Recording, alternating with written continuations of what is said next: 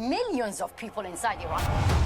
This is classic corporate media propaganda to drive war. Okay. We've seen it again and again. At least 33,000 people have been killed in Iran. It is one of the worst mass killings in contemporary world history. Whilst respecting your right to question all the other numbers, you yourself have no idea how many people have died, do you? It's an insult to the intelligence of the viewers that this regime change activist who is furnishing these numbers, when he calls it a Holocaust, when he would never dare call what is and plus you are. While the world's attention has been absorbed by the death of 2 protesters in Minneapolis, damning Okay, the Piers Morgan is not anymore in his studio. I think something happened to him. I saw a photo of him in the hospital. So now he's working from home. I don't know what happened. New details have emerged about the scale of the atrocities amid protests in Iran. New reports this week suggest that more than 30,000 people may have died in the demonstrations and the crackdown. Iranian state media say it's more. Okay, so it's the minimum 30,000. Actually, I think it was 36,500 people. It's the minimum people who were unfortunately killed, slaughtered by but this terroristic regime. The regime in Iran, they are very oppressive, and when people came out and just peacefully protesting against the government for a better life, for a peaceful future, so they were brutally slaughtered by the government. So we'll watch it. More like 3,000. We'll examine that disparity later in the show. But either way, it's a massive and devastating loss of human life. The big question now is whether it's massive enough to cross President Trump's red line. This game, you're not ready. A massive armada is heading to Iran, he posted on his Truth Social platform. It's moving quickly with great power, enthusiasm, and purpose. Like with Venezuela, it's ready, willing, and able to rapidly fulfill its mission with speed and violence if necessary. Hopefully, Iran will quickly come to the table. Well, Iranian. But the Navy force that it's moving toward Iran is bigger than what actually U.S. Have had in Venezuela, Caribbean Sea.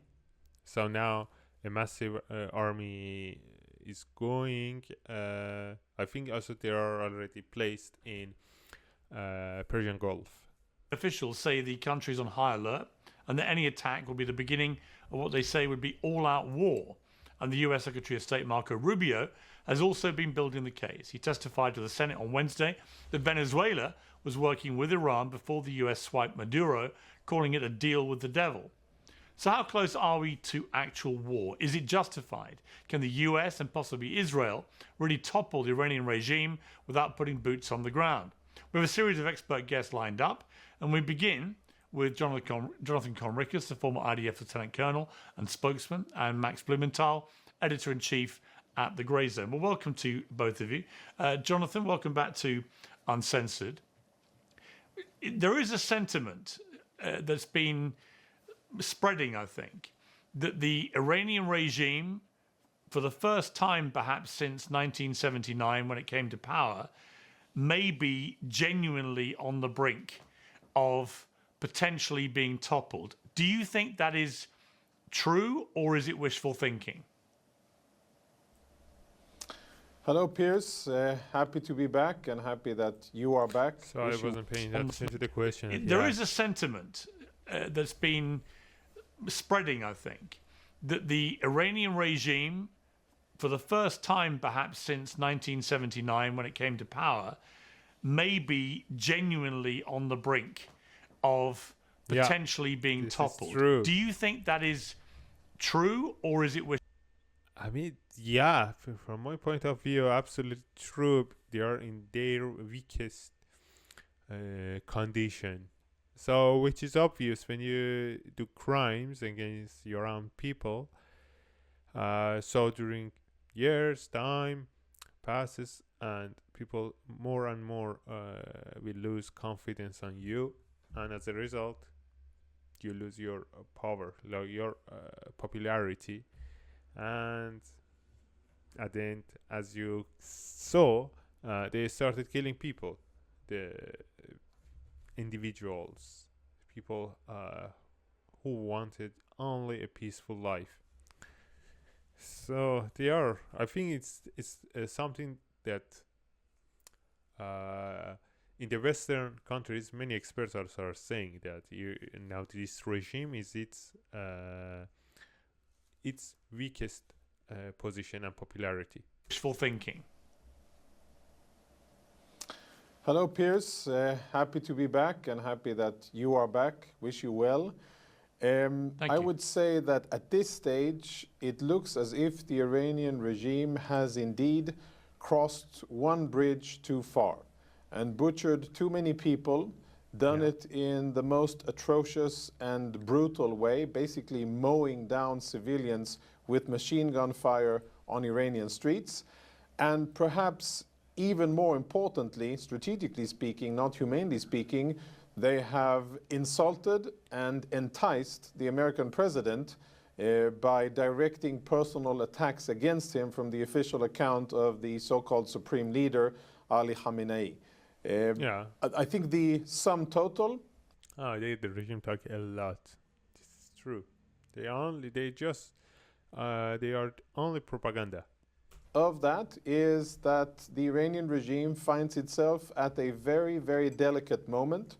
I agree with your skepticism. I think that unseating any autocratic dictatorship is very difficult because organizations like the Islamic Republic of Iran, like Soviet Russia, like Eastern Germany, like China, like many other totalitarian states, spend a lot of resources in trying to protect themselves from the potential enemy number one, which isn't external, it is domestic, and it is the people that they oppress. It is the same story all around the world. So it is a very difficult task.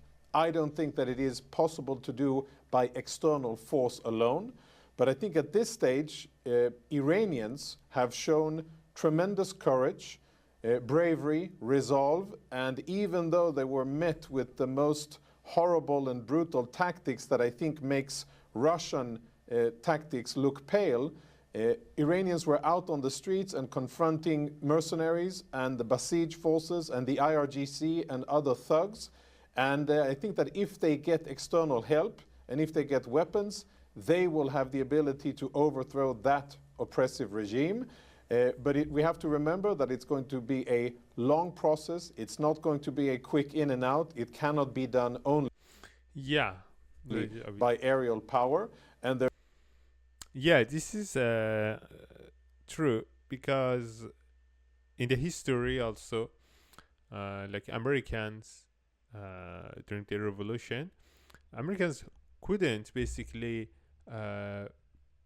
win against United Kingdom. That was the biggest, the most powerful army in the world at that time. So Spanish and French people also, French governments help the revolutionary, the Americans, so they could finally defeat UK. So it is now, I'd say it's necessary because people came out, Iranian people, and they were faced against a brutal operation. So basically now, if you're just going out trying to get your freedom, but on the other side they are using arms, they are using the weapons, they are using war weapons against you, so finally you don't have any magical power, so they can just kill you, eliminate you. But because of that, now US and international intervention, military intervention, is the best possible outcome, possible way to get rid of this government. So a little bit push and people can come out again in the street. There needs to be organization on the ground. There needs to be weapons on the ground. There needs to be political support. There needs to be financial support. And these things usually are messy and protracted. They are usually not beautiful and they are not short. The outcome has the potential of being positive, maybe a dawn, a positive future for the people of Iran. No more oppression, no more crazy Islamist rule. I hope that is where the future will take us, and I can only salute the bravery of young Iranians and the Iranian people who have been out on the streets and confronting one of the most brutal regimes, unfortunately paying the price. And I can only pray that their gallant efforts will eventually free the Iranian people from this oppressive regime. Yeah, I hope so.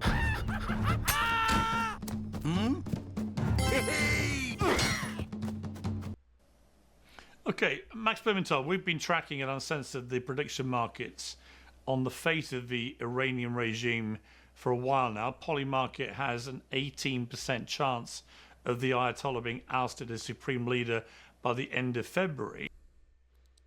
Oh, what is that?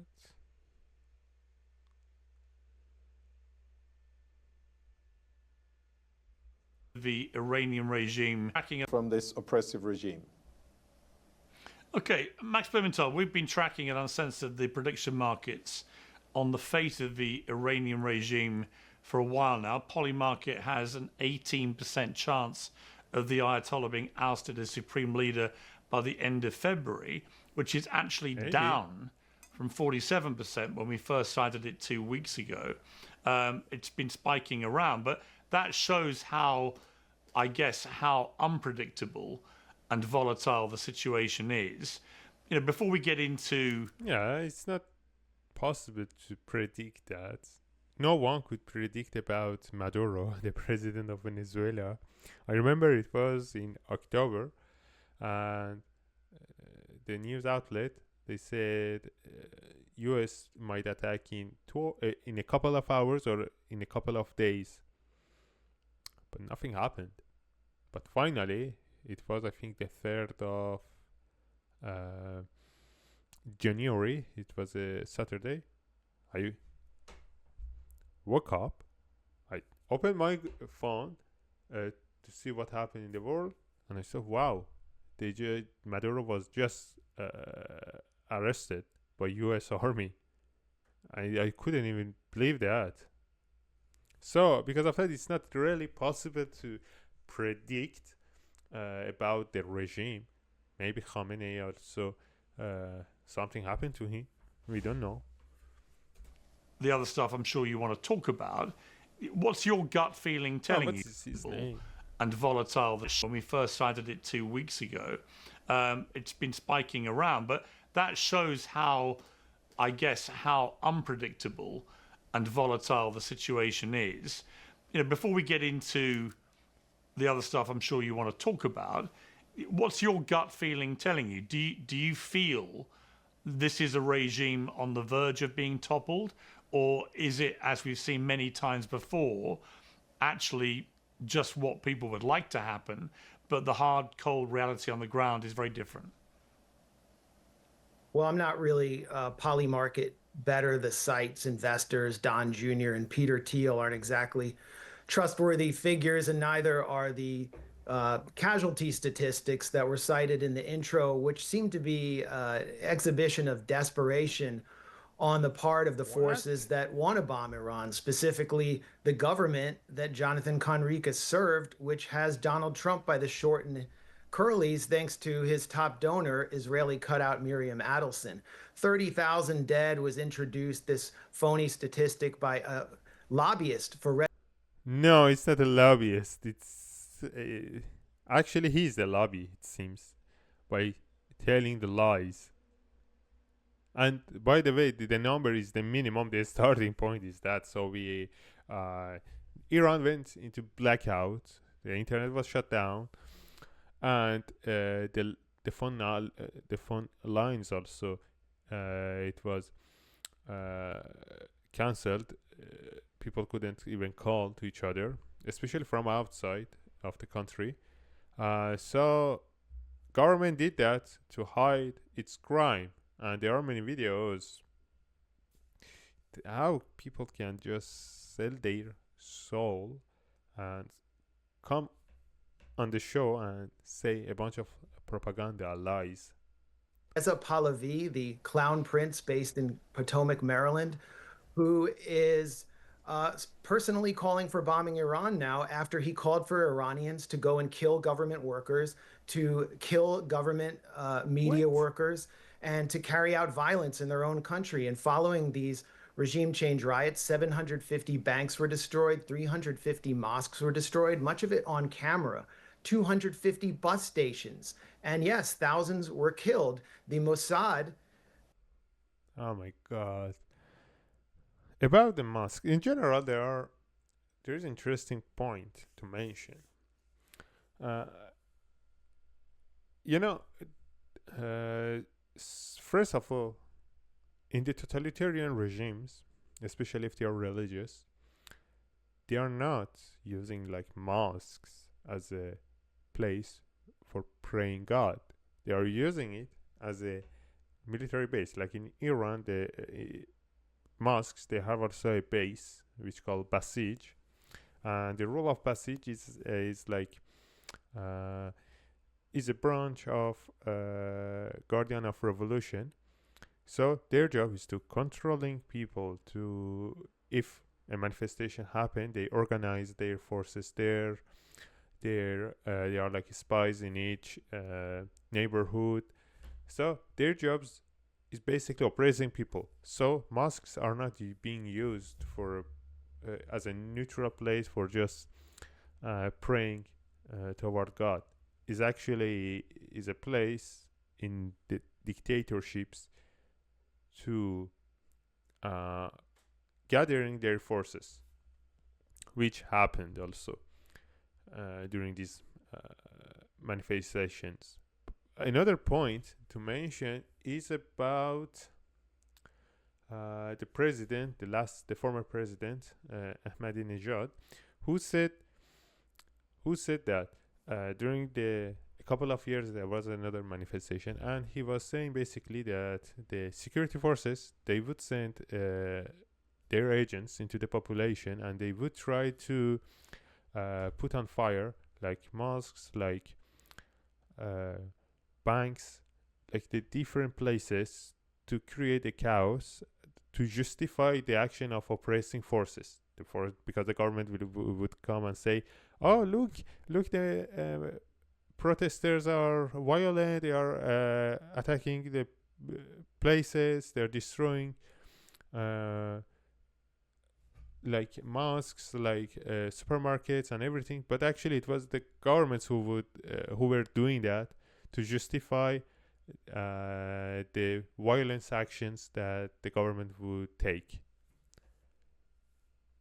The Israeli intelligence assassination force took credit for these riots, not only on their Farsi language Twitter account where they said, "We are walking alongside you," but through Channel 14 correspondent Tamir Morag, who said that our involvement in these riots has driven the body count, and we're responsible for so many of those body bags you see in morgues. So the question is, what was the point of these riots, which were heavily coordinated, according to many Iranian witnesses, which, yes, did target besieged unarmed guards. You see them being beaten to death on camera by small mobs. And did Iran have the right to restore security to their citizens? Would the U.S. have tolerated this kind of violence in its streets? The point of these riots was to provide a bridge between the 12-day war in which Israel failed in its unprovoked assault and a new assault on Iran in order to close the Iran file, which they've been unable to do. And I really appreciate the honesty of this debate, because it's me, an American opponent of my country, going into a war which does not serve our national interest, in which American service members from Spokane to Portland, Maine, would be killed for the interests of the self-proclaimed Jewish state. And I'm going up against someone who is a former Israeli soldier who personally participated in the destruction of the Al-Shifa hospital in the Gaza Strip. So I'm glad that it's all clear for everyone to see who wants this war and who doesn't. Because okay, I like that how these people come and they take a humanitarian position while he talked about like hospitals.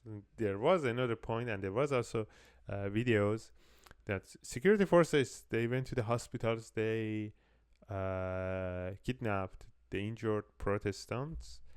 They would even kill them in the hospitals or outside of the hospitals. That's the very frequent. It happens in different cities. So he don't talk about anything about that. He just a propagandist, and he tried to. I don't know how he think. I don't know if he has any relationship to. I don't know,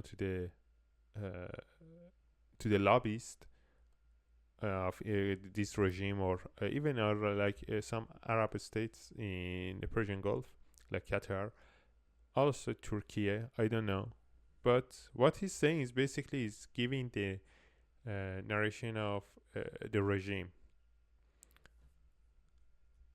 As many of the Iranians that I know inside Iran may not agree with their government, but they don't want to be bombed, and they also don't want to be sanctioned. And we should also acknowledge that U.S. Treasury Secretary Scott Bessent at Davos, the World Economic Forum, boasted that U.S. sanctions, which have devastated the Iranian public and plummeted its currency, were responsible for these protests, which started out peacefully, turning into riots. He took personal credit for the violence. So it's saying he again is trying to change the reality. So first of all, no Iranian wants that another country attack and bombard them. No one wants that in any countries. But when the regime start killing their own people in the absolutely astonishing number, like 36,000 in 2 days, per day 80,000, and this is the minimum number. We will figure it out. What is the real number maybe in future? I don't know. But when that happened, actually in a country, the regime is the enemy inside the country. So people want help from international organizations, other countries, to use R2P. R2P is it was, I think, from 2005 in United Nations, that it's considered an humanitarian action that countries do against a country that the regime is start killing their own people, for stopping the massacre. So like in Venezuela also, they tried many times to peacefully change the governments in the elections, in the protesting, but the totalitarian regime have they have the same method. They answer brutally to the people's demand, and as usual they steal the elections.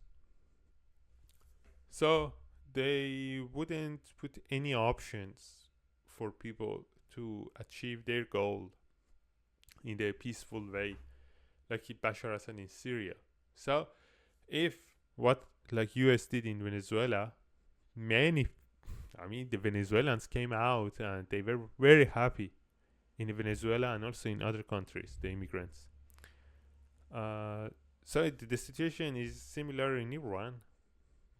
People were slaughtered by the government, by the regime. So now they need help. They want that. They want US help and other free world countries to come and supporting them. The Mossad has taken credit for the violence, and the only thing left now is to bomb, because the riots have ended and security has been restored, but there's no plan B after the bombing. Before I go to Jonathan to respond to what you've been saying, I'm curious if you believe those figures that we cited as being reported are so wrong. how many people were killed. Today's show is sponsored by Oxford Natural, makers of the Optimum Day and Optimum Night all-natural supplements. Thousands of Brits and Americans are already taking them with incredible results. Optimum Day boosts your energy and supports weight loss throughout the day. There's and many more. Scan the QR code. It's the best 70. I said here, Amir, The code Piers. as I said, the 30,000 dead is sourced to one single figure, Amir Paraska, who is a lobbyist for Reza Pahlavi, the self-proclaimed crown prince, and that was printed in the Times of London, an MI6 adjacent paper by Christina Lamb, who's responsible for so many of the October 7th atrocity deceptions. There's another figure out there, 16,500, printed by Barry Weiss's CBS News, which is there to launder misinformation. I understand all this, but what's your understanding? Just to be clear, I mean, look, Christina Lamb is one of the best foreign correspondents I've ever worked with. So, well, okay, your opinion and mine are different about Christina Lamb. But here's my point. It doesn't really matter. My point is, if all these figures are wrong, you're speaking clearly, you believe, from some authority about them being wrong. So how many have been killed? What I'm saying is these figures are unsourced. CBS does not have any sourcing. This is source, and it's not only them that they are talking about. There are like leaked information from like presidents and also the Security Council of Iran, because their forces, they have to report to the governments. So when governments receive it, there are always people who are against what the regime did. So they leaked this information, these reports to the news outlets, and this is not an imaginary number. It's the minimum that the governments know, but according to the report, this is the minimum because they are of a situation that they cannot even, they don't have the numbers, the real numbers. So other humanitarian groups also are checking, are talking with families, are getting the reports from hospitals, from doctors, from nurses. So the reports are widely correct, and all from all different resources, they are giving the same result. Not the exact number, but the minimum number, they are being confirmed. Christina Lamb does but not what is your understanding of how many have been killed? My understanding, it could be thousands. If the government says 3,000, that's a lot of people, and we also know that.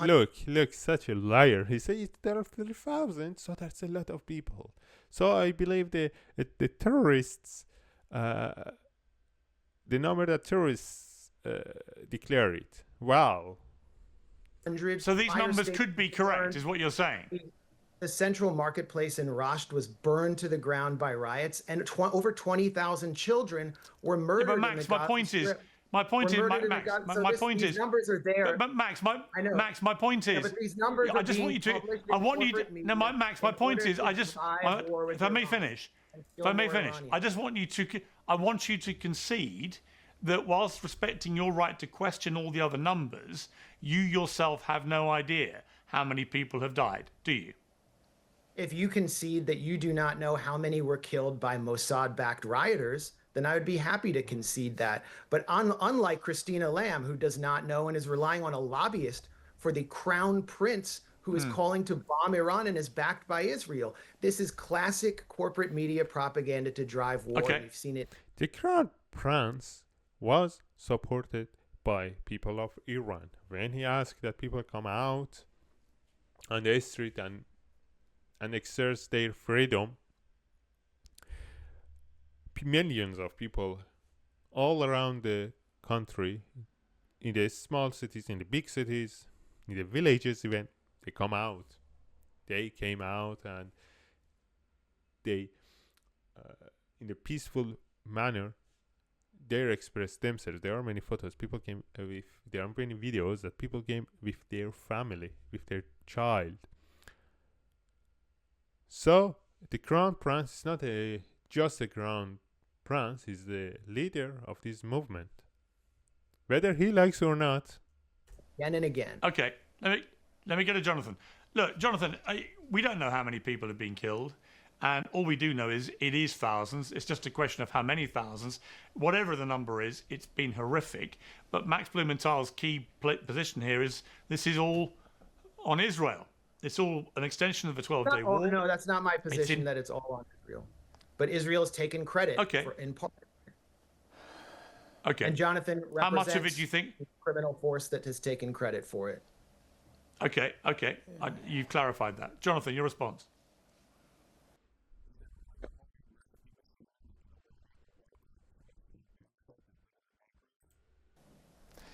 Yeah, once I had an interesting conversation when I served at the UN on behalf of Israel. I had an interesting conversation with a Pakistani general, a 2-star general, senior guy, and he asked me some of the most ridiculous questions about how does the Mossad control the political system in Pakistan. And I asked him, like, really, you're asking me, you think that the Mossad controls Pakistan? And he gave me a lot of examples of why he thinks that is the case. And me being... Oh my God, that's ridiculous. But for real, anything happen in the world, there are always some people, they say, oh, these Jews, they are Israelis who are behind that. It's not only in today's world, but in the history also. Anything that happened, they said, oh, Jews were involved somehow. I didn't, tell him that is so far from reality, and not only does the Mossad not have the resources or the ability, but it has very limited interest in Pakistan.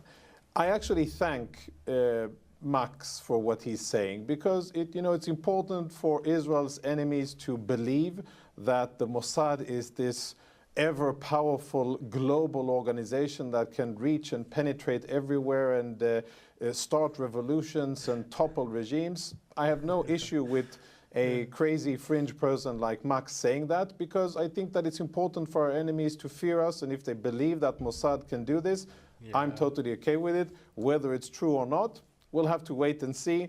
I actually don't believe that Israel has the ability to do so. Now, if we put fantasies and conspiracy theories aside, I know that you, Max, you deal with conspiracies, and that's your number one currency, especially when it's about hating Israel. I want to focus really on how the Iranian people has... I mean, I didn't know Max. I don't know what is his name and what is his job, but yeah. This is true. It's the first time that I see this guy, and it's clear he has some conspiracy theories. He's just a propagandist, and who just he opens his mouth and split lies. Been abandoned. How, the deafening silence of so-called progressives, so-called people who care about human rights, people that were out marching in colors with gusto and spraying graffiti on monuments in the US and vandalizing streets in the UK and chanting slogans from the river to the sea, all allegedly because things had happened to the Palestinians and because of a lot of fake news, and claiming that they cared about human lives. Where are those same people, part of your crowd, Max, where are those same people when it comes to Iranian peaceful civilians that were butchered by their own regime? Why doesn't it matter when Iranians are murdered? Why does it only matter when Arabs get killed in conflict by Israelis? Why is there such a deafening silence? Why are there no sit-downs in universities? Why are there no condemnations? Why do all of the self-claimed armchair champions of human rights like you and others who never bothered to step foot in a war zone or actually do something but sit in comfort in air-conditioned areas? Why was there no outcry? Yeah, this is a good question. I don't know where are the left? Where is the left? Where are the people who were shouting about human rights, about people's life, and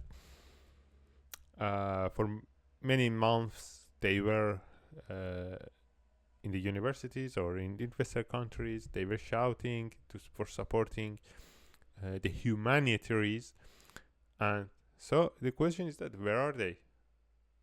because if Israelis, I hear that a statistic that during like, if you accept a statistic that the number of people who were died during Israelis attack, if you accept that the number that Hamas gave, I hear that it would be like per day 90 people were killed.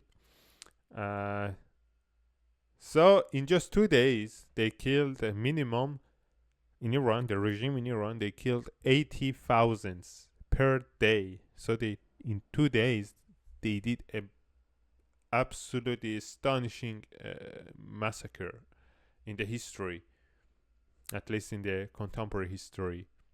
Because I don't know, even before the World War II, there was any this kind of actions that government kill its own people on the street.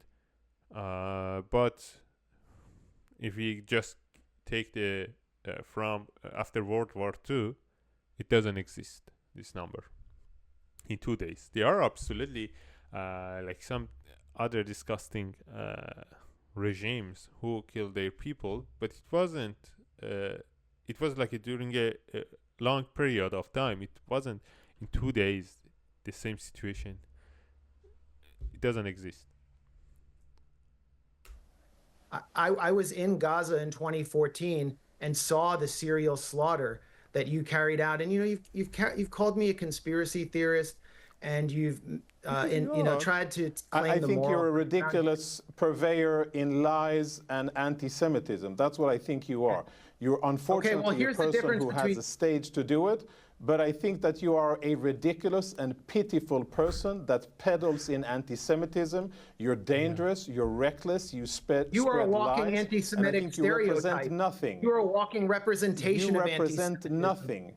Jonathan is putting the Okay. con in Enriquez. You represent nothing. You're fake. this is such an and the important fact debate. that you spent This is the like first having a part World War II era of your debate time between to an shield opponent of for the Germany Iranian invading regime, Poland and the an fact Einsatz that group you spent commander. the first time of your speech to shield for the Iranian regime tells anybody what you are and what you stand for. You're here taking the side, not You're of a the literal freedom. I'm not gonna lie, guys. I agree with him. I agree with Jonathan about how he described that ridiculous person. War criminal, oppressed Jonathan. Iranian people. Jonathan, you You're taking the participated in side the destruction of of an hospitals in the oppressive Gaza Strip. regime. You're a literal war criminal. I You haven't planted destroyed guns in anything. the The only MRI people wing that of have Al-Shifa destroyed are Hospital Hamas. on camera. You are responsible. No, the only people for the that have rape destroyed and murder infrastructure of in Dr. Gaza, those who Adnan are Birch, who was responsible kidnapped for it, from Okay, Al-Shifa are don't Hospital talk over and each other. tortured to death Can by we bring Israel. it back? I've All right, never look, heard let's anyone. cut the. All right, let's cut the ad hominem for a moment, and let's keep That's it back not ad to hominem. Iran. Those are facts. These are. It All right, is well, a you've fact. both been. No, nothing you say is Okay, fact. Nothing It's a you fact say that is you're a fact. war You criminal. peddle in Let's lies and bring it back conspiracy to- theories. Jonathan, I want to bring it in back a to. just world, I want to you'd bring be in it a back to Supermax Iran, prison please. with kosher soap on a rope on your hand. You would be in Okay, prison. You're you a made your literal point. war criminal, calling me a conspiracy Okay. theorist. I've never Right. heard You anyone. both And made you're a your. nobody. You Participated both in the made. destruction of All right, hospitals. listen. You've and made your Borat-style feelings. propaganda in You Gaza. made your feelings about each other. All right, listen. You made your feelings about each other very clear. Let's try and get it back to the debate, which is about Iran. Max, Donald Trump, we know what he did in Venezuela. The same aircraft carrier, Abraham Lincoln, is now on its way steaming towards Iran. Trump says it's moving quickly with great power, enthusiasm, and purpose. Like with Venezuela, it's ready, willing, and able to rapidly fulfill its mission with speed and violence if necessary. Hopefully, Iran will quickly come to the table and negotiate a fair and equitable deal, no nuclear weapons, one that's good for all parties. Time is running out. As I told Iran once before, make a deal. He may not be kidding here, Trump. We saw what he did with Maduro. It would be a lot harder to try and decapitate the leadership and take out, say, the Ayatollah.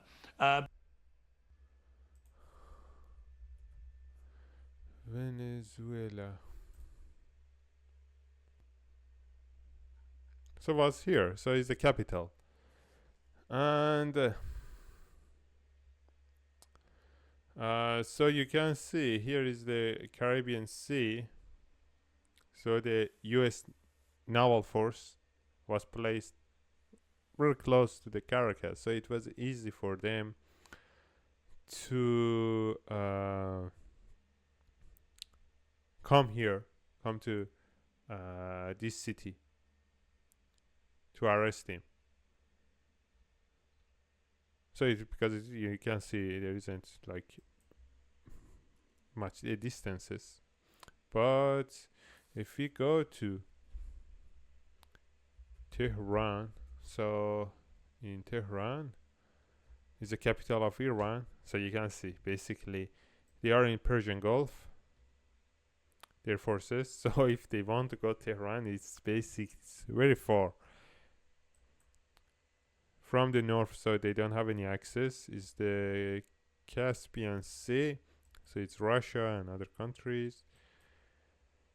If they want, they should. You can say it's difficult for them if they want to do the same mission, to capture like Khamenei, the supreme leader of Iran. If they want to do the same thing, it's basically there are many technicality. Logistically, it's very difficult.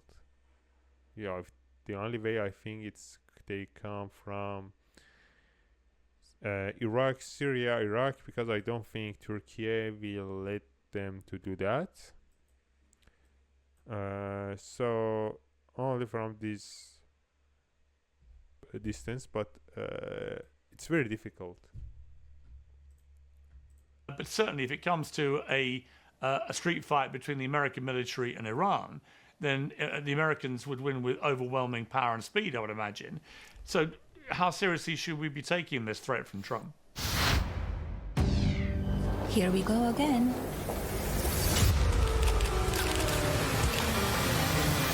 For the cameras, before the ceremony, before history is made, every detail inside of the First Lady herself. We're behind closed doors, 3:30.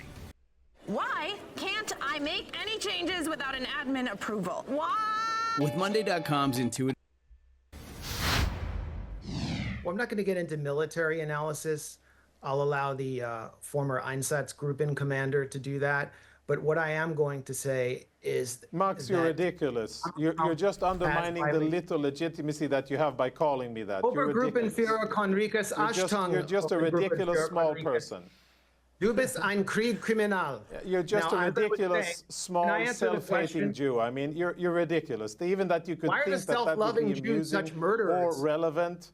You know that Dr. Adnan You're just ridiculous. Just answer the question, please. Go on. If you could answer the question, Max, without getting me in the issue, if you could focus on the topic at hand, am I allowed I think to that would be pretty conducive for the interview. Am I allowed to speak now? Oh, come Thank on. you. Please, for God's sake. You know, in a just world, you would be in a supermax prison with kosher soap on. All right, Max, you don't have to keep saying the same thing.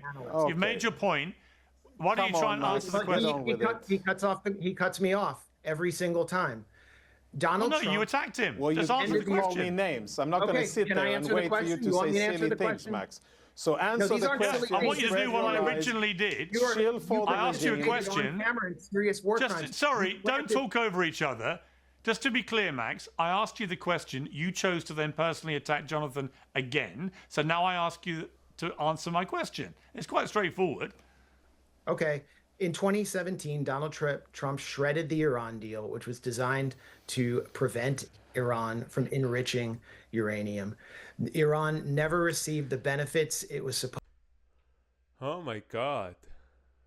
It's ridiculous.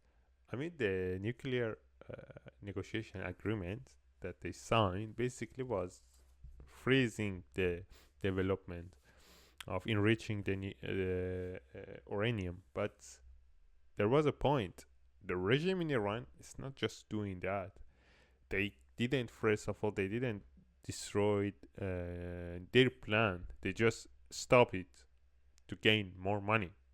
So what have they done with that money? They use it to create and to empowering their terroristic groups like Houthis. It's another brutal regime in Yemen. Hezbollah in Lebanon. So basically, Hezbollah is much more stronger than the Lebanese army. and they get much more money than them. Like I think it was a statistic that each soldier in, I don't know which level, but in the equivalence level, equal level. So in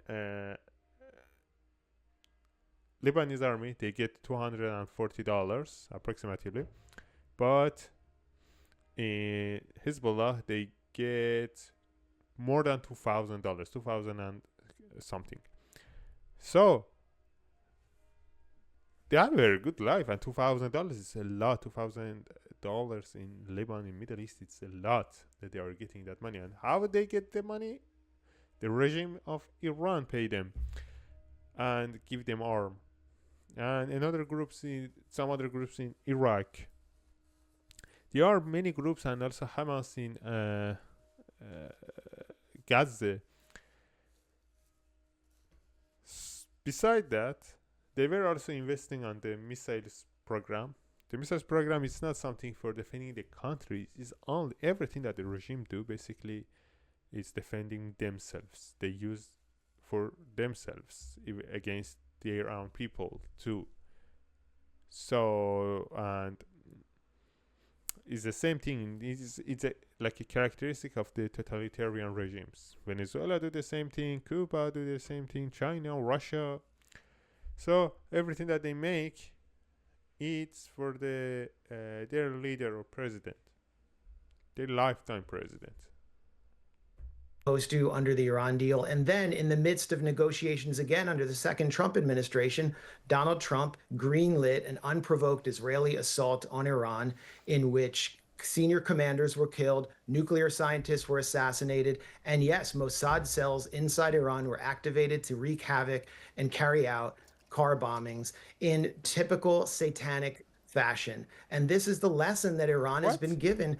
Commanders were killed, nuclear scientists assault on Iran in which senior commanders were killed, nuclear scientists were assassinated, and yes, Mossad cells inside Iran were activated to wreak havoc and carry out car bombings in typical satanic fashion. And this is the lesson that Iran has been given ever since it entered into negotiations, which is that it's always punished with war. If there is a satanic regime, is this regime in Iran.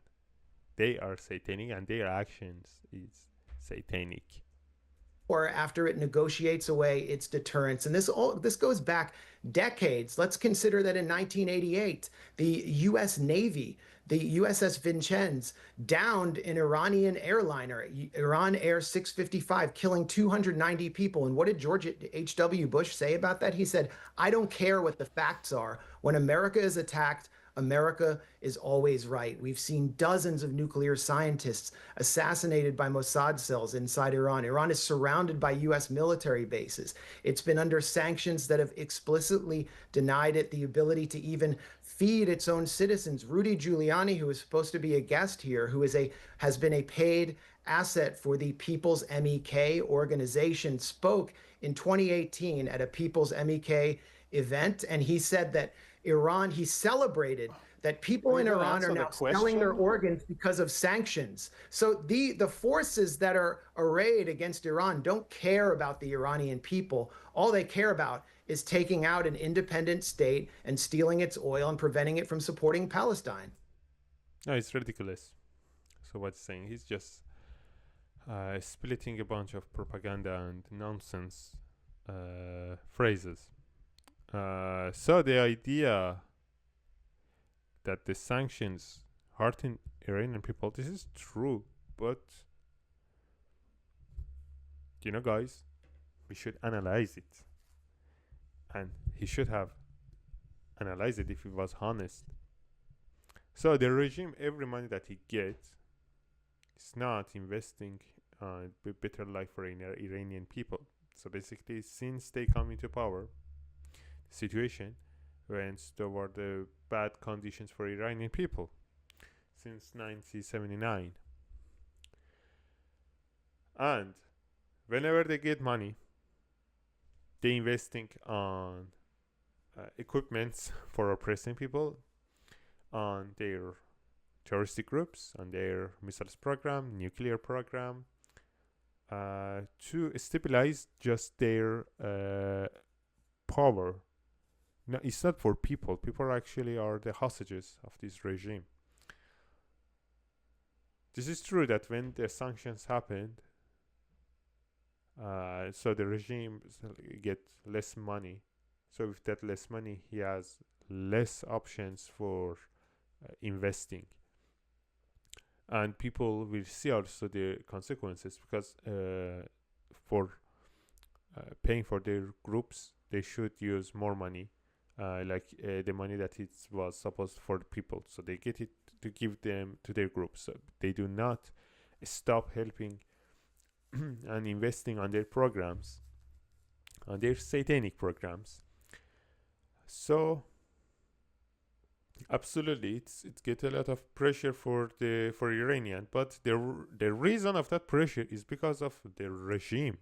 So if the regime if they would be a normal regime, just even if they are totalitarian, there are many totalitarian regimes that they do a service to their people. They do not do even that. Even there is a electricity problem, there is a water problem, there is shortage of water, and as a consequence, a shortage of electricity. Even in Tehran, the capital, other cities, the situation is even worse. The air pollution is huge, and they haven't done anything during these years to improve it even a little bit. It's not improving, not at all, but actually it's getting worse with a higher speed.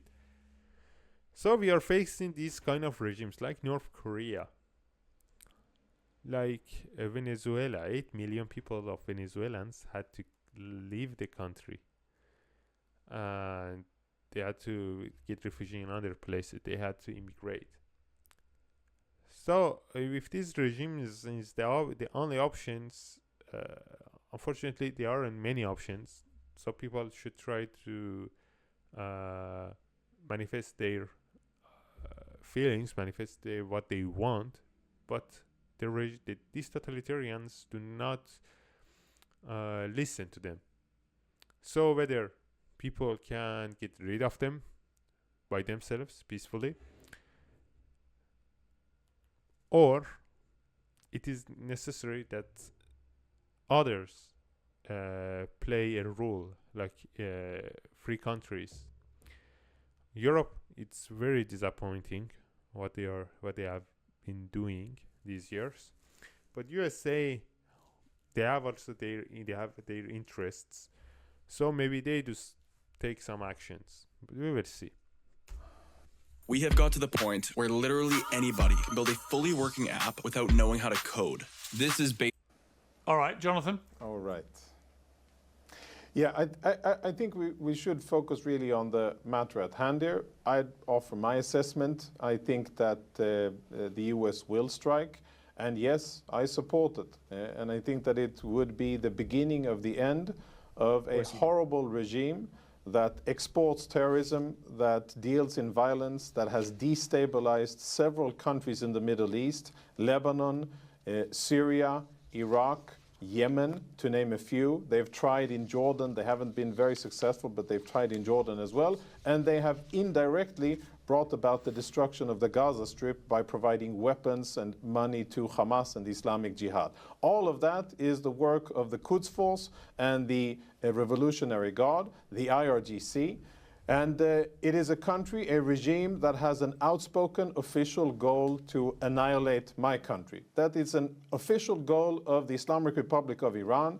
They have it on posters in Palestine Square in eastern Tehran, and their leaders occasionally have said it. That is what they aspire to do. So I think it's pretty okay and understandable that I, as an Israeli, would like for that regime to be relegated to the dustbin of history, and for another benign and positive regime to take control over that country. I have no business, no Israeli has any business in governing Iran or controlling what happens. Our business is defending ourselves, and we, unfortunately, have been at the receiving end of an indirect war of aggression waged by the Islamic Republic of Iran against Israel. There's 600 miles or 1,000 kilometers between Iran's western border and Israel's border, yet we find ourselves surrounded by Iranian proxies. Hezbollah in Lebanon, Hamas and Islamic Jihad in Gaza, various Palestinian terror organizations in Judea and Samaria or the West Bank that get Iranian funding, and all of the clues and all of the trails lead back to Iran. That is where the money comes from. That is where the political guidance comes from. And I think that there's a direct connection here between what the Islamic Republic of Iran has been doing with the little resources they have, instead of investing in the Iranian people, instead of managing their water system, their electrical system, controlling their resources, instead of building an economy, they have been squandering it on the fake goal of expanding the revolution, supporting proxy organizations, and wreaking havoc in the Middle East. And as a consequence, one of the consequences is that the Iranian people are today suffering because of the abysmal mismanagement of national assets at the hands of Khamenei and the IRGC. Mismanaging water, mismanaging oil and gas is what they have done. Has nothing to do with Israel, nothing to do with anything else. It is corruption and mismanagement that has brought that country down to its knees. But I will tell you one thing. I think there's one American president that hasn't so far gotten the credit that he deserves for actually starting the process that we now see come to a peak, and that is President Obama.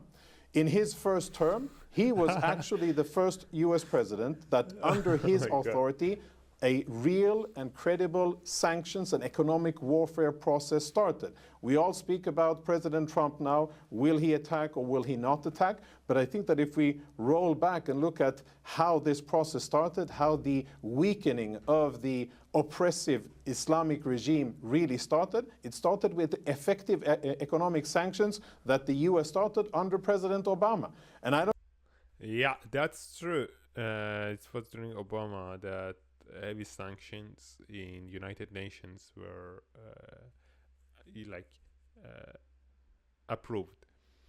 The interesting part, because it's the Security Council of United Nations, and in that area, in that place, countries have the veto rights, 5 countries, but the main one is China and Russia. So it's interesting that even China and Russia, they didn't veto the plan, the sanctions plan. So I believe that even these regimes, they knew, even they are totalitarian, usually totalitarian regimes, they support each other, but they knew that the Iranian regimes are bad player.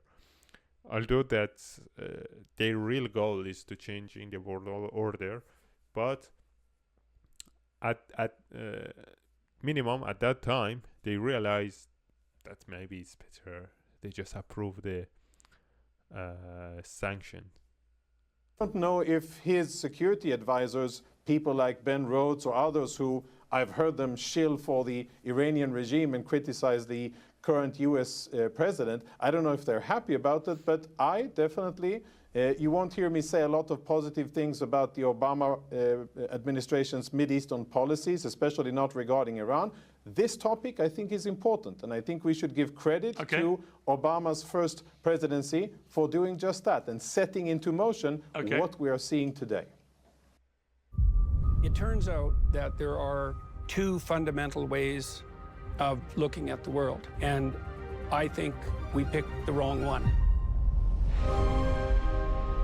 If the risk of life is death and evil, then you need a map that shows you the way that justifies that risk. How do you pay attention to what you don't understand? I hope he's doing well, because I heard during the summer, I think he has a health problem. It was serious, and I don't know what is his situation now, but his daughter said that if there is any improvement, she will come and she would make a video about it. But I think the critical period has passed, I think, but still the situation is not very stable. I hope that everything goes well with him. I like Peterson. He's a good man. That's a complicated problem. But if the world is made out of order and chaos, then you... Okay, back with my panel in a moment, but I want to return to the issue of those casualty figures and bring in an expert, Dr. Payam Okavan. He's an Iranian-born human rights lawyer, former special advisor on genocide to the prosecutor of the ICC. Well, welcome to you, Dr. Okavan. A lot of Iranian-born casualty figures and bring in an expert, Dr. Payam Okavan. He's an Iranian-born human rights lawyer, former special advisor on genocide to the prosecutor of the ICC. Well, welcome to you, Dr. Okavan. A lot of conjecture about exactly how many people may have been killed in the regime's counter-attacks on the protesters. What is your best estimate for what we may be looking at in terms of casualty numbers? Thank you, Piers. On January 23rd, we received a report based on compilation of clinical and forensic evidence, raw data provided by medical doctors at clinics, at morgues in Iran, and based on conservative statistical estimates, at least 33,000 people have been killed in Iran during a period of just a few days. And the images of the black body bags piling up in morgues at the notorious Kahrizak location in Tehran and elsewhere throughout the country. This is like Iran's Holocaust. And I don't use that word lightly, because the Babi Yar massacre, which was the biggest extermination of Jews outside Kiev, involved the killing exactly of 33,000 people. It's a coincidence that we have the same number, but even that number is conservative, because we have accounts of morgues running out of body bags, of refrigerator trucks taking bodies and dumping them in mass graves, which is what Iran has done in the past, also including in 1988 at the end of the Iran-Iraq War, when some 5,000 leftist political prisoners were executed. So the number... Yeah, this regime has a long history against humans. Is likely to be significantly more, and the killings haven't stopped. And I was a UN prosecutor during the Yugoslav War. The Srebrenica genocide involved the killing of 8,000 Bosnian Muslims during a 20-day period. By comparison, Iran has killed 4 times the number in half the time. So this is not just the worst mass killing in the contemporary history. 20-day period of 8,000 Bosnian Muslims during a 20-day period. 20 days period. Unbelievable. 20 days, they killed 8,000, but they killed minimum 36,000 during 2 days. Because, by the way, before that 2 days, before and after that also, they killed people. Just we are mainly saying about that 2 days. So we don't know yet how is the real number during the, because since a couple of weeks the manifestation started, but that 2 days they started a big massacre. Comparison, Iran has killed 4 times the number in half the time. So this is not just the worst mass killing in the contemporary history of Iran. It is one of the worst mass killings in contemporary world history, and it must be treated as such. I've seen you use the phrase that the government, the Iranian regime, is exterminating its own people, and that there is a distinction between that phraseology and the word genocide. Can you just explain, from your expert position, what the distinction is, albeit obviously they're very similar territory, but what is the, from a legal point of view, what is the difference, for example? Thank you, Piers. In 1945, the Nuremberg Charter defined crimes against humanity, which were mass atrocities, one of which was the crime of extermination. Extermination is the systematic killing of civilian population, mass murder, if you like.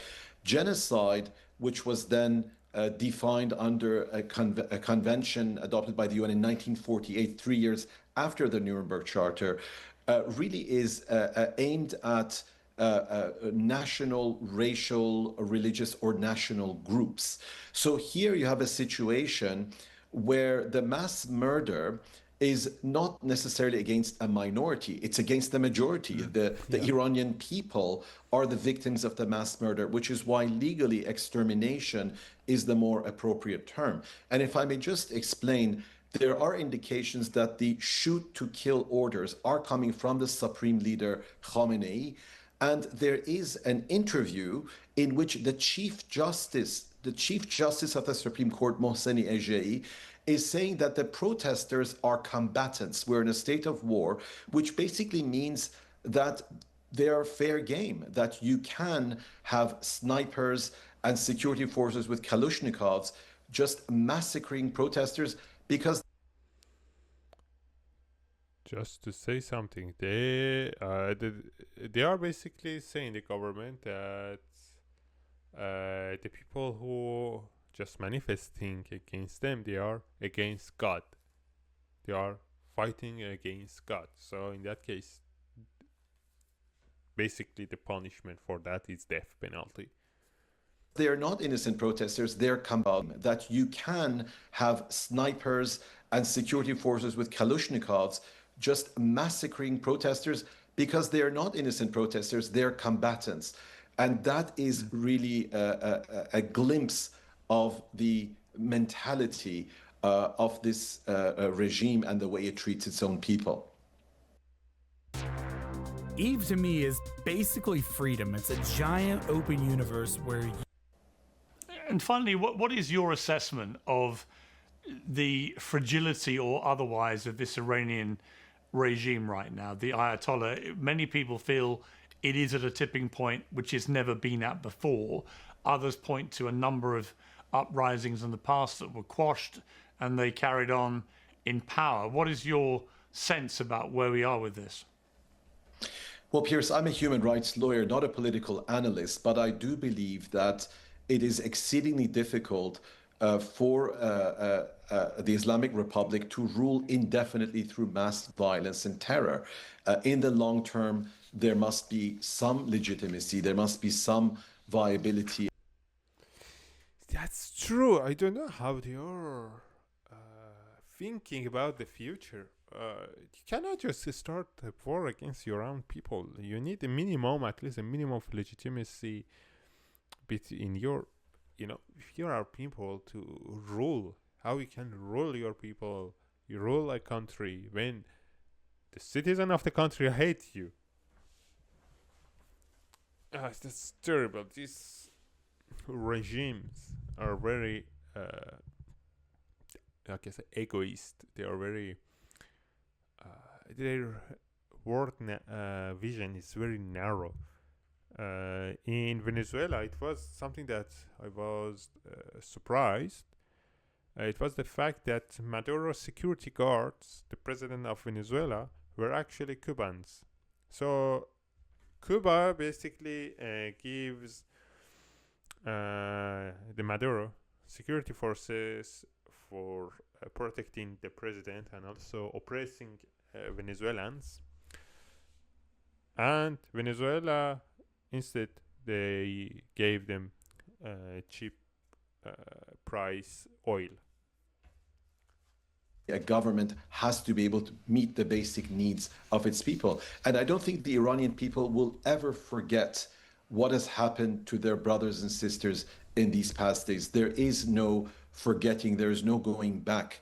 But at the same time, I am very concerned that in order to stay in power, in order to survive, the Islamic Republic will kill as many people as it needs to. And this is because of this fanatical ideology, which believes that you must sacrifice as many lives as are necessary to protect a government which, at least its more fanatical leaders believe, represents God on earth. So I'm afraid that we may have dark days ahead, which is why it's essential for the world community not to forget the people of Iran and to condemn the mass killings that have been committed in the past days. that's true, because if a regime can kill thousands of people, tens of thousands, do you think they have any problem to kill hundreds of thousands or millions of people? No, they can kill as many as necessary, as is necessary to staying in power. Like in Bashar Assad, the former president of Syria, he started a civil war for being in power. So and he killed around 600,000 people. Many people were killed just to stay in power, and finally, he had to leave the country. He fell. But the country was basically destroyed. Many years is needed that the country to be rebuilt, and many atrocities were committed. Oh my God! By these forces, by the regime forces. So hope this is important that finally the free world, the countries that are democratic, take actions against these kind of regimes. And before I go to Max Blumenthal again, who's on our panel, who doesn't believe these casualty numbers, what is your message directly to people like him who think these numbers are massively inflated? Well, I simply think that whatever ideologies we have, if we believe in universal human rights, then it shouldn't matter who the victims are, Israeli, Palestinian, Iranian. We're dealing with tens of thousands of young people who are simply protesting because they want a better future. These protests are nothing new. They have occurred throughout the 50-year history of the Islamic Republic. They've always been met with violent repression. And I think that we need to stand with the people of Iran. We are not foolish enough to think that the foreign powers are not pursuing their own interests, but that does not justify mass murder against the people of Iran. But on that point, Dr. Okavan, the numbers themselves, Max Blumenthal will simply say these have all come from dubious sources. He doesn't believe them. He thinks they're massively inflated. What is your response to that before he says it? Well, I've been a human rights lawyer, UN prosecutor for 35 years. I'm not a propagandist. And I gave you the sources of the numbers. We have people in clinics, in morgues throughout Iran that have compiled statistics. And a statistician can also extrapolate from the raw data conservative estimate, which in this case is 33,000 killed as of January 23rd, and the killings haven't stopped. And we now have the accounts of bodies that are simply being dumped in mass graves, which means that 33,000 would probably be a significant underestimation. And the images coming out of Kahrizak of the black body bags, hundreds and hundreds of black body bags, is just one glimpse of the scale of this mass murder. So I really think that we should not be playing politics with the precious lives of human beings, and we need to think seriously about the people of Iran, not whatever ideology we're playing with. And I must say that it is deeply, deeply insulting when people, for whatever ideological posture that they have, try to underestimate or minimize this horrific nightmare that we are going through. We are a deeply, deeply traumatized people within the country, within the diaspora, and we need to listen to the voices of the people who've lost their children rather than political pundits and their games. Dr. Okavan, thank you very much indeed for joining me. Thank you, Piers.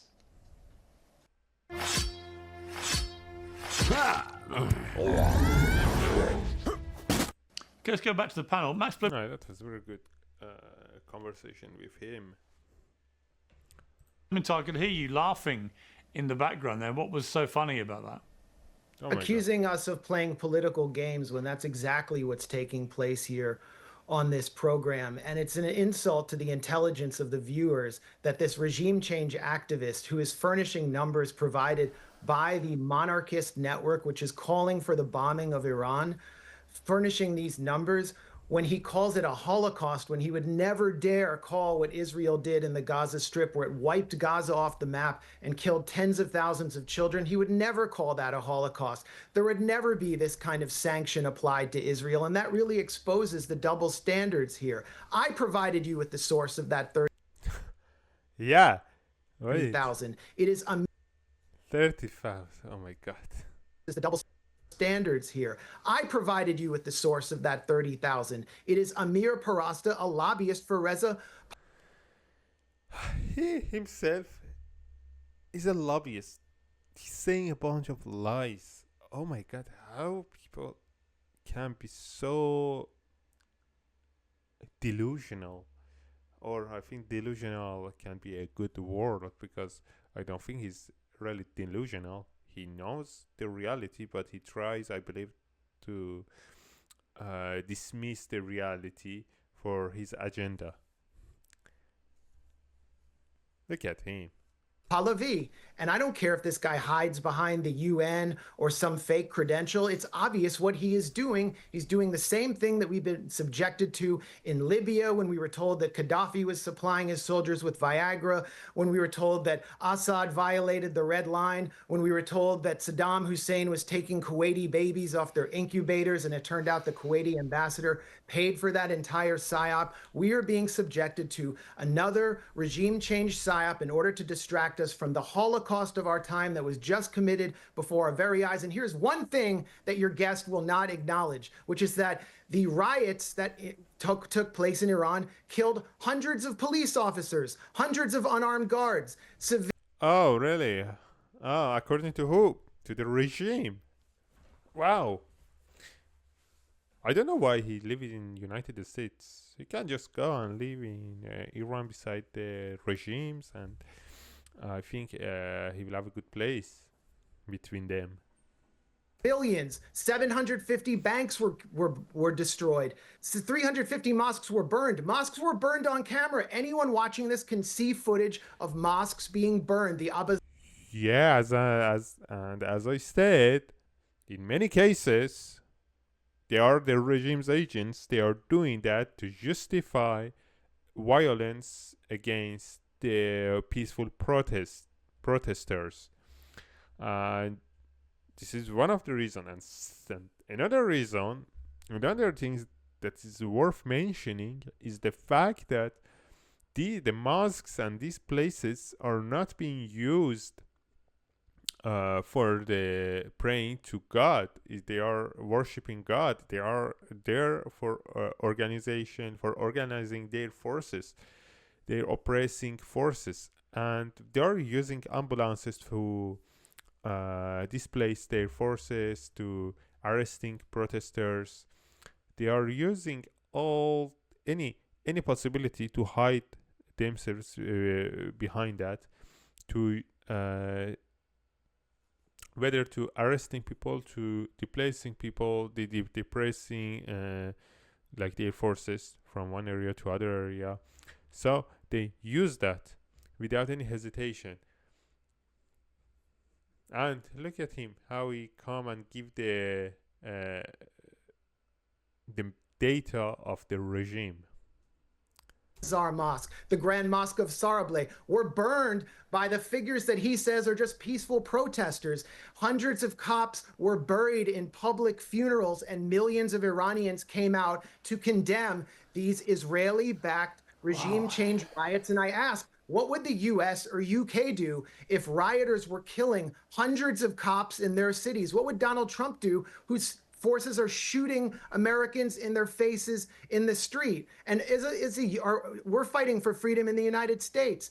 People who Jonathan Conricus has attacked in the UK, Palestine solidarity protesters, are not allowed to say, I support Palestine action or globalize the Intifada. And Piers, if the UK is a free country, then you will declare I support Palestine action and defy your security services right now.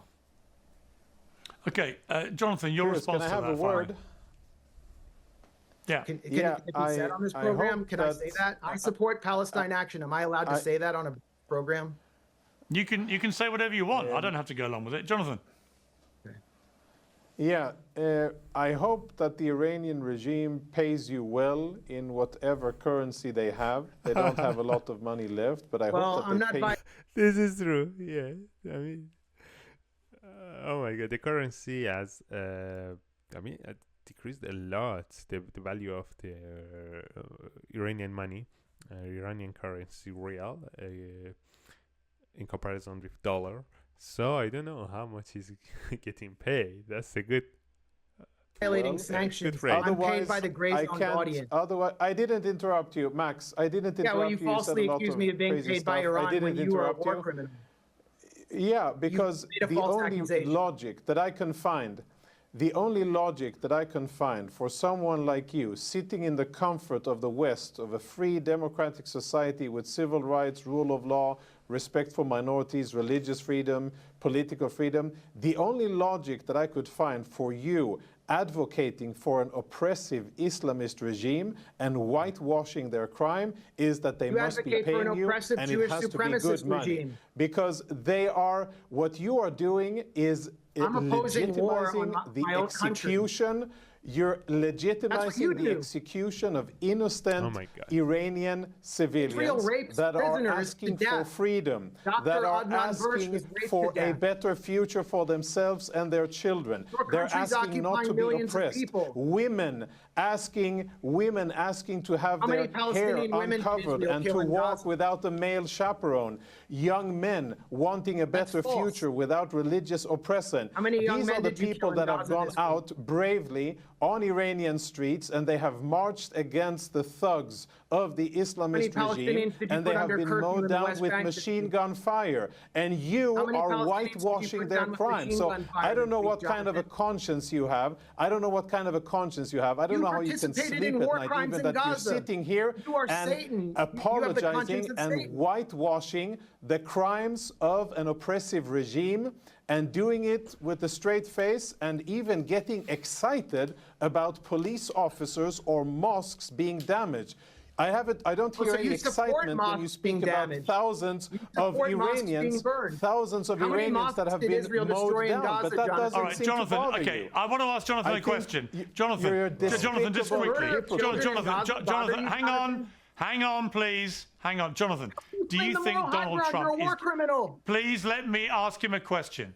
Jonathan, do you think Donald Trump is going to attack Iran? I think he is, yes. Okay. It's difficult to say, but I also believe that he will take a military action against the regime, because he has transferred a lot of weapons. Well, we'll see what happens. It's going to be a huge moment if Donald Trump does do that, and I'm sure we can come back and debate it again. But for now, we've got to leave it there. Thank you both very much. Well, I'm now joined by the Iranian-American activist Masih Alinejad, who we speak to from outside a courtroom in New York. Oh, Masih Alinejad, she's an activist, and for many years she was defending the women's rights for choosing their clothes, because in Iran the regime is forcing women to having hijab. So if you don't have hijab, they will react brutally against women. So she's a very well-known activist, and the regime tried many times to assassinate her, but thanks to God, they didn't succeed. And now I'm very interested to see what she's going to say. Masih, welcome back to Uncensored. Thank you so much, Piers, for having me. Well, I can't think of many more important or vital people to have on the show at this particular moment. But just for those who aren't aware of what's going on in New York, why are you outside a courtroom there? With Monday.com's intuitive work management platform, you have the power. Not IT, not ad. I have just faced one of my would-be assassin. He was hired by the Islamic Republic to kill me at Fairfield University, where I was scheduled to give a talk. Carl Rivera. He is a convicted murderer. He killed someone here in America. But the Islamic Republic Revolutionary Guards, Farhad Shakiri, operative from IRGC, who was in prison in America, found him, so ordered him to kill me. And Farhad Shakiri is the mastermind behind another assassination plot against President Trump. You know, when I've seen him in the court, I felt disgusted. Like, it was disgusting to see him just accepting money, because of money, being hired by one of the most dangerous terrorist organization, IRGC, to kill me on U.S. soil. And I told him on his face that the same people that you accepted money are now massacring my people in Iran. Oh my God.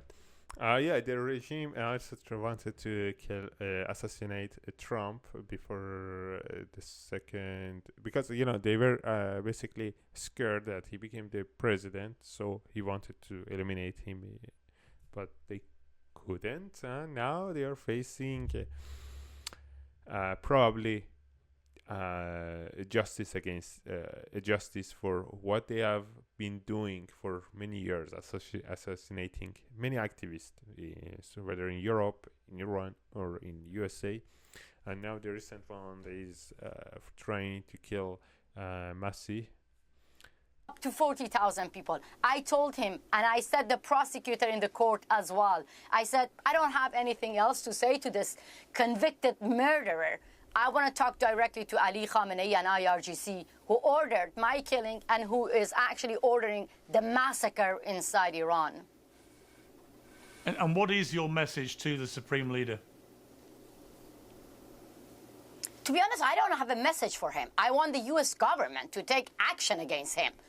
This is what I said here. Yeah. And I really believe this is the message of millions of people inside Iran. Piers, I have seen my would-be assassin in front of my eyes in my garden with AK-47.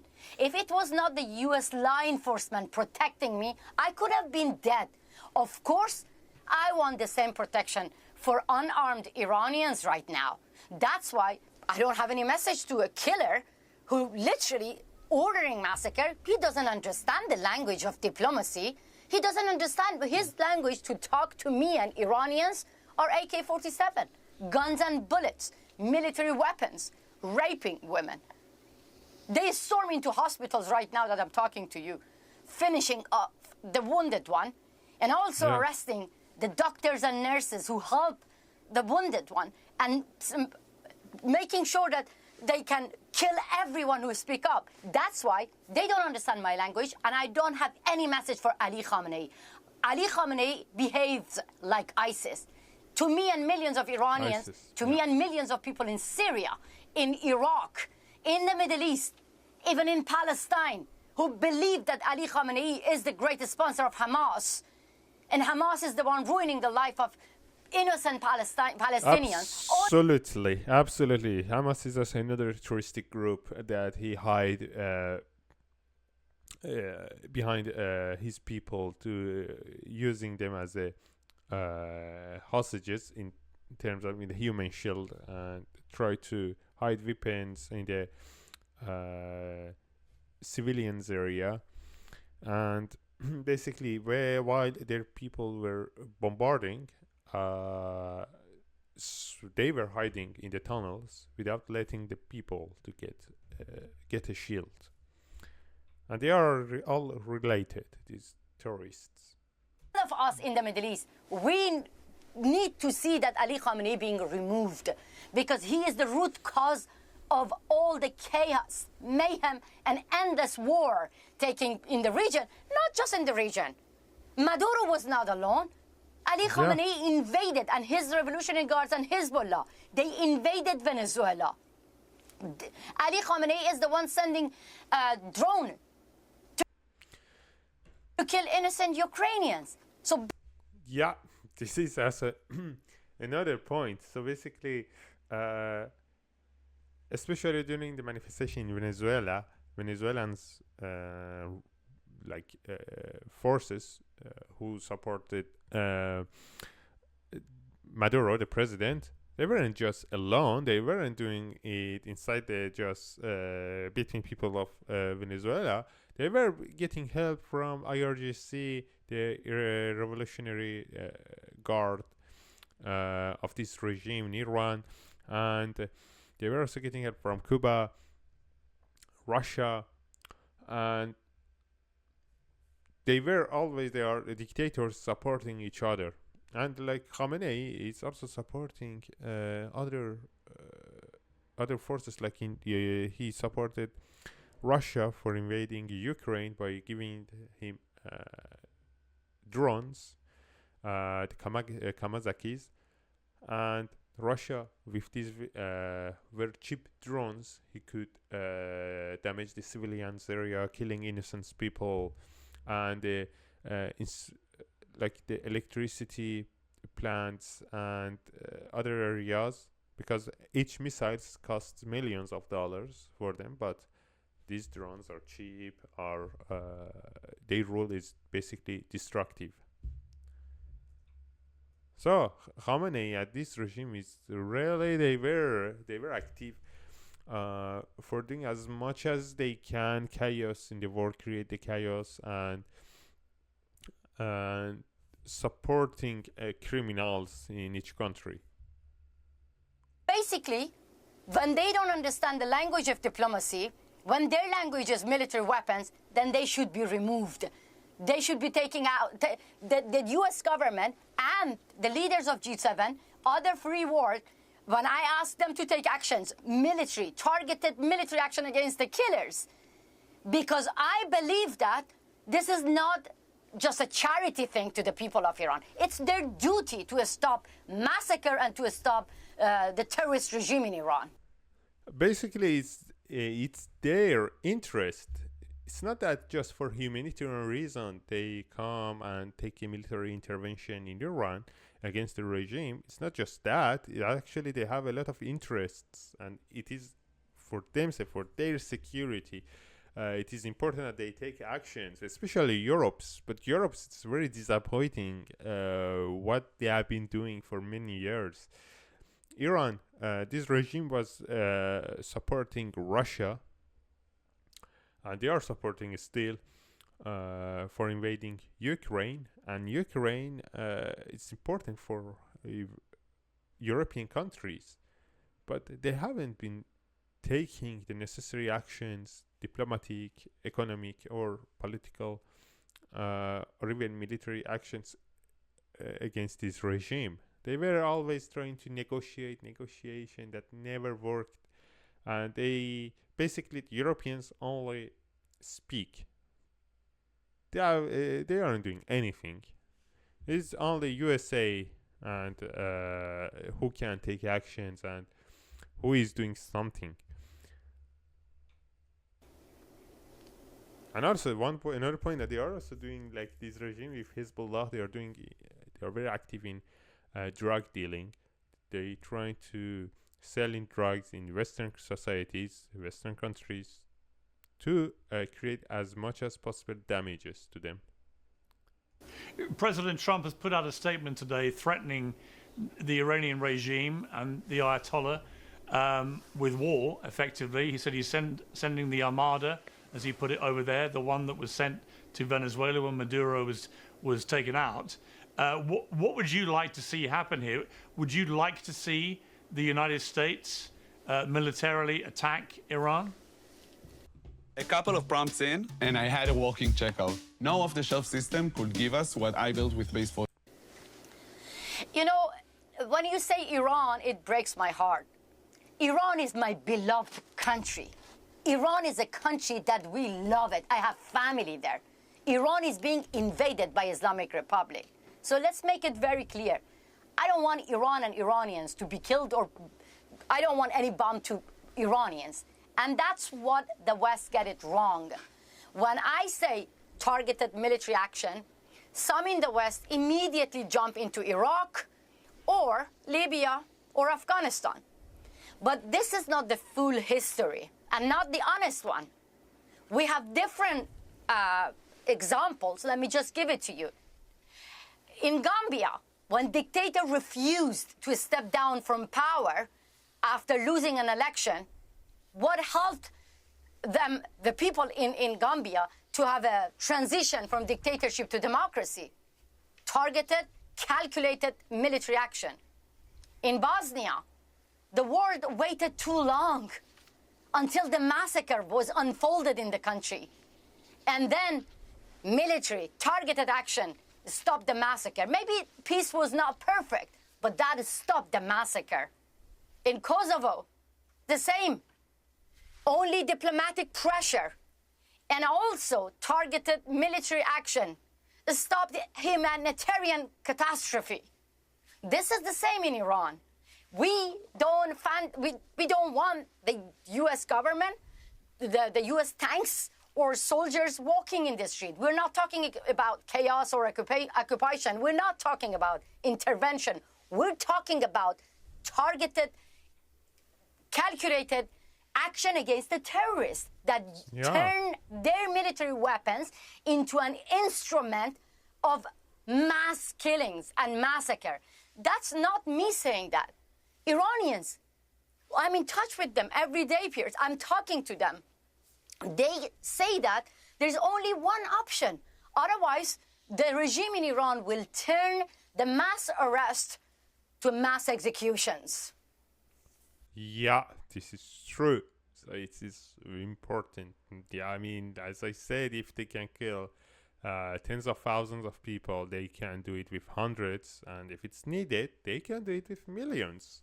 This is the characteristic of these regimes. They do whatever they can to stay in power. And finally, Masih, you have astounding courage. You're a very heroic figure to many millions of Iranians, and you keep coming out, talking out publicly, even in front of a courtroom where somebody is in there right now who was trying to murder you. And I salute you for that courage. Do you believe, as some people do, increasing number do, that the Iranian regime and the supreme leader, the Ayatollah, that they are on the verge of potentially being toppled? Or do you fear it's just another uprising that they have violently quashed and that it will come to nothing? That's a very good question, but let me add something to your beautiful words to me, myself. I am pleased that you call me a brave or courageous woman. But if you see that I am brave here in America, then see millions of unarmed women and men shoulder to shoulder. They are my heroes. They are the heroes of millions of people across the globe. Because with empty hand, they're not just fighting for Iran. They're not just trying to free Iran. They're protecting the U.S. national security, the U.S. Security as well, the global security.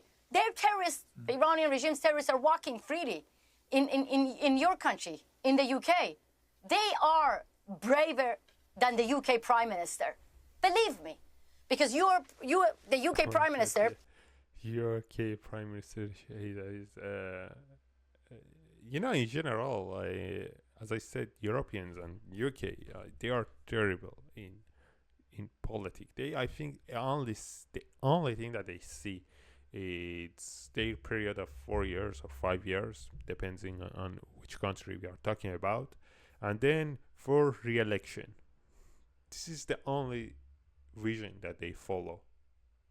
Any long-term strategy, any long-term security plan, unfortunately, it is not considered in a political atmosphere in Europe. President Macron, leaders of G7, they're sitting on their sofa and saying that we're watching the situation. They condemn that. They say we stand with the people of Iran. Enough of standing with the people of Iran. We don't want you to stand with us. We want you to sit down, all of you, to make concrete decision to end terrorism. That's what we want. So back to your question.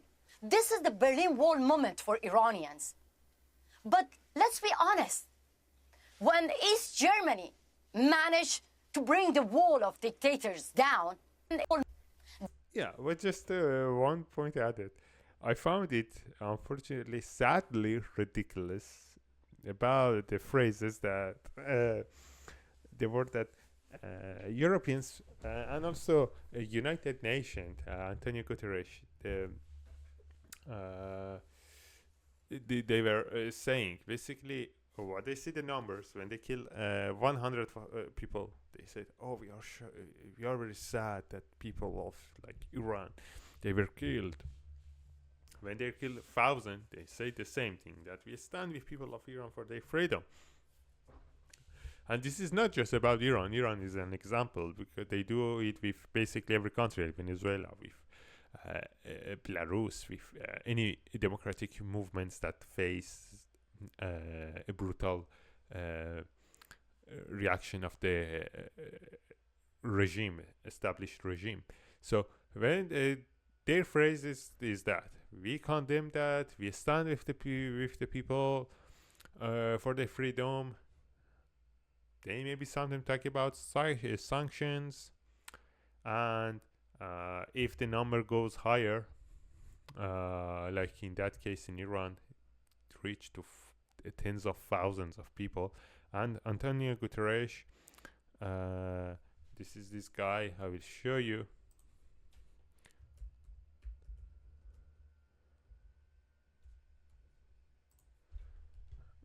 Is the Secretary General of the United Nations. So these people finally they come and they say, "Oh, we are shocked about this number of people who being killed, being slaughtered, and we support Iranian people." Only that, and a couple of days after they said, "Oh, we need it is important for negotiation." But how? What do you think? Did you do any negotiation with Daesh, with this kind of terroristic groups? No, because you cannot do any negotiations when Daesh, ISIS,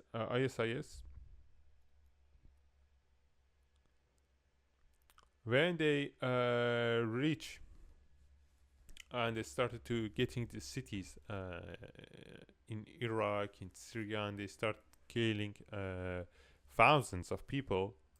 Did you do any negotiations with them? No, you just sent army to stop that. Because you cannot reach any agreement with people who are ready to kill others. So this is the case, unfortunately, about Iran. The regime is a totalitarian system who do not hesitate to kill anyone, and you want to negotiate about, for example, nuclear plan. So nuclear plan that they have is basically to getting nuclear weapons to use it, or they just, if they don't use it, it will make the country such, like North Korea, and no one can touch it because they will use the nuclear weapon. So I'm so disappointed about countries, European countries, and United Nations, which is basically is more useful for totalitarian countries. When in Syria, Bashar Assad was killing, using chemical weapons against its own people, killing thousands of people.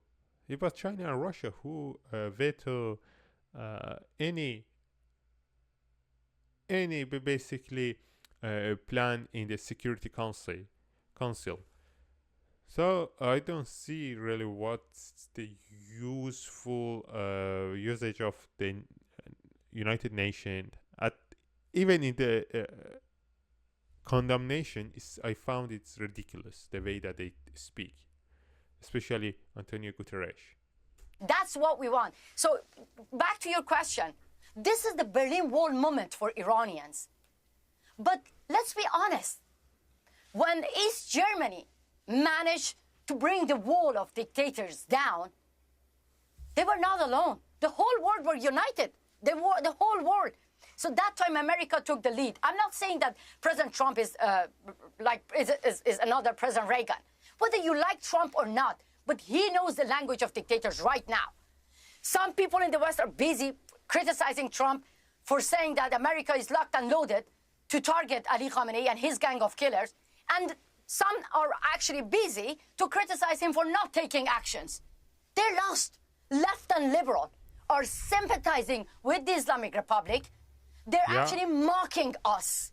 They're mocking us. They're calling that this is an external regime change being imposed to Iranians by President Trump and Netanyahu. We have agency. Iranians took to the streets 6 times after the Islamic Revolution occupied Iran. 6 times, and they made it clear they want to change this regime. This is an insult to a nation and their agency. So when the war, I'm talking about left and liberal, they're sympathizing by Hamas, with Hezbollah, with Houthi, with the Islamic Republic mullahs, and they keep quiet, all of them. Where is Michelle Obama? Where is Barack Obama? Where is Oprah, Hillary Clinton, all those celebrities, AOC, Ilhan Omar? But at the same time, MAGA people make America great. They say that it's all about America, America first. And I want to tell them, for the Ayatollahs, America is first too. The first target to destruction, the first target that they want to destroy is America. When they say death to America, they mean it. So my people are sacrificing their life to protect global security, to protect America, to protect the UK from one of the most dangerous cancer, which is called the Islamic Republic. So your question, are they going to win with empty hand? Let's be very honest. We need to get the leaders of G7 to be as brave as Iranians and help us to end this regime. We need the US government to stick with its promises to end this regime. Otherwise, look, I have no fear. My people have no fear. They say goodbye to their parents and they go to the street. I don't know even what happens to my brother and my family when I talk to you.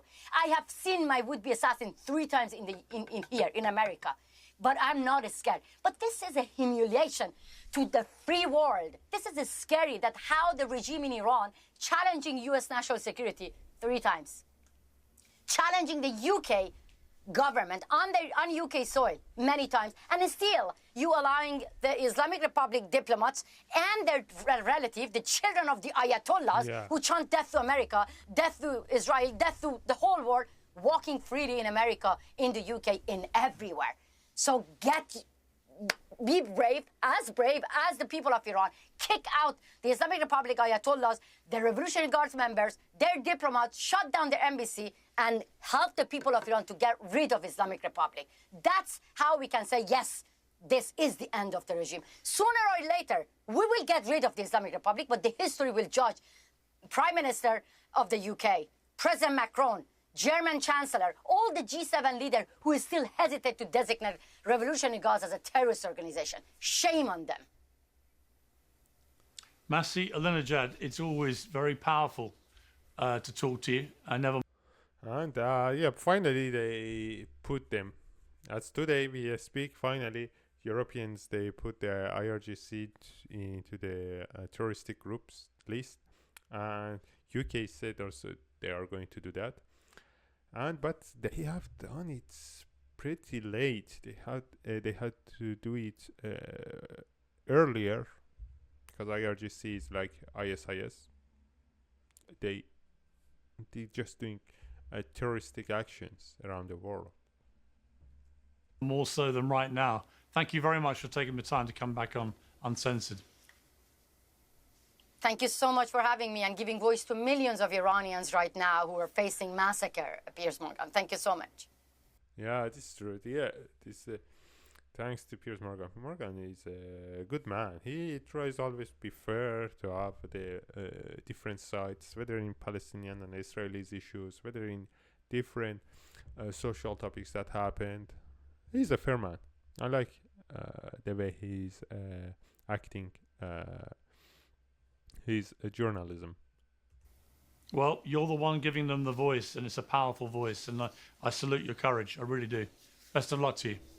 Promise me you're not going to give the platform to Marandi and other. They have enough platform inside Iran.